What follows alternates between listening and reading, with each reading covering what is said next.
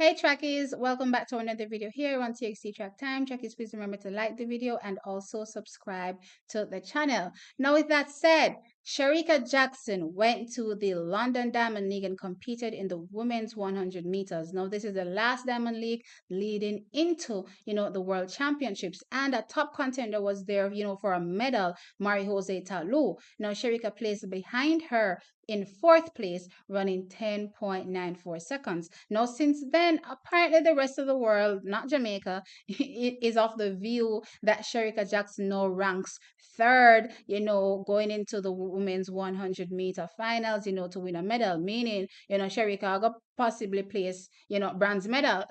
It's the most ridiculous thing. Now I'm hearing claims of, Shericka being inconsistent. I'm hearing that, oh, the 10.65 was possibly not real. Maybe the track was short. That actually sounds very similar to something I've heard before back when Usain Bolt was running. But anyway, and there are also claims of, them not being able to, understand, Shericka's performances, considering, that she ran, a blistering 10.65 in Kingston, and they have not been able to see, those performances since then, or close to that performance since then. But check is, it's interesting because for me, or for most Jamaicans, we're not able to, understand the rest of the world, how year after year, or championship year after year, whether it's the Olympics, or the World Championships, they consistently, drop super fast times on the circuit. And then when it comes to the World Championships or the Olympics, they're unable to replicate those times. No, as it relates to the MVP camp, clearly they are mastered, peaking at the right time, peaking at your championships or quote unquote your trials to make it to the World Championships. So let's take a look now at Shericka's season. For me, it's the most ridiculous thing when I hear people make claims of her being inconsistent when she's been consistently running sub 11, and that's a major barrier for women on a whole. So inconsistent to me, that's a ridiculous claim. She has not been inconsistent this season. Now let's take a look at where her best performance came. Now, prior to the national championships, she was running in and around 10.7s, high 10.7s to 10.8s. That was pretty much where she was running, prior to the championships. However, where she was peaked and ready to run her best performance, primed and ready to drop a super fast time, tapered off, she ran 10.65 seconds to absolutely decimate the field and to become the third Jamaican athlete to also dip into that realm. We have Shelly-Ann Fraser-Price and Elaine Thompson here that have also dipped into that realm as well. Now, with that said, we heard from Shericka in, one of her post-race interviews saying that, listen, at the end of the day, she was new to the sprints and she was still running like a 400-meter athlete, even though she had a super fast time, of 10.71 seconds. She was still running, like a 400-meter athlete. So this season, they were really working on her cadence, working on her turnover trackies, and it worked because clearly, she was able to drop 10.65 seconds.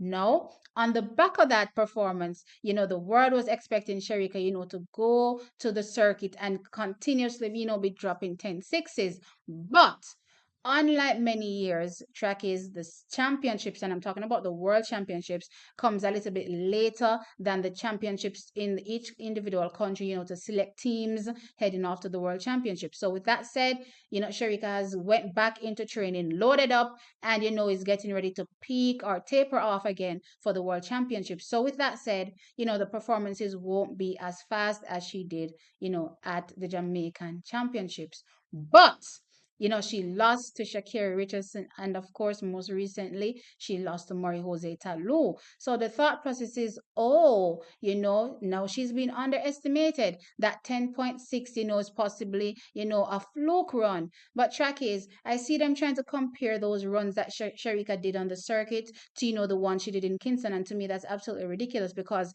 it's coming from athletes themselves. And I'm like, how can you look at that 10.65 and think it's the same thing as what you saw when she ran 10.78 against Shakiri, or even that 10.94, against Talu? When we look at the Shakiri run trackies, if you look at that cadence, it was not the same at all. And then for the one, against Mari Jose Talu, you can might as well think Shericka was running a heat run to how easy she was, just content bouncing along to collect her fourth place or wherever she would have ended in this race. She placed fourth at the end of the day, but still, she was just content with that performance. Why? Because she's in training. She's been having heavy training, consistently running on the circuit. Plus, let's not forget, she's also been running those 200 meters as well on the circuit. So for Shericka to come out again and drop another sub, 11 on the back of those consistent runs on the circuit, to me is a phenomenal performance, especially when I look at how easy she was in the race.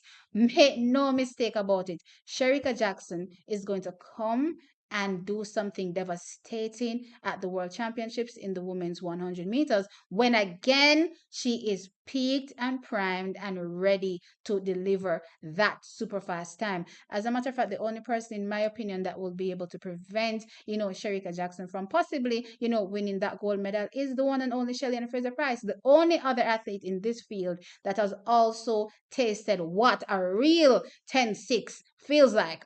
Shelly-Ann Fraser-Pryce with a personal best of obviously 10.60 seconds. So with that said, all the talk about, Shericka Jackson, not being favored leading in or losing, the psychological edge, that has never mattered to Shericka because at the end of the day, she knows what she's capable of. As a matter of fact, go back to 2021. Did she lose the psychological edge against Mari Jose Talu in that semifinal at the Olympics? No.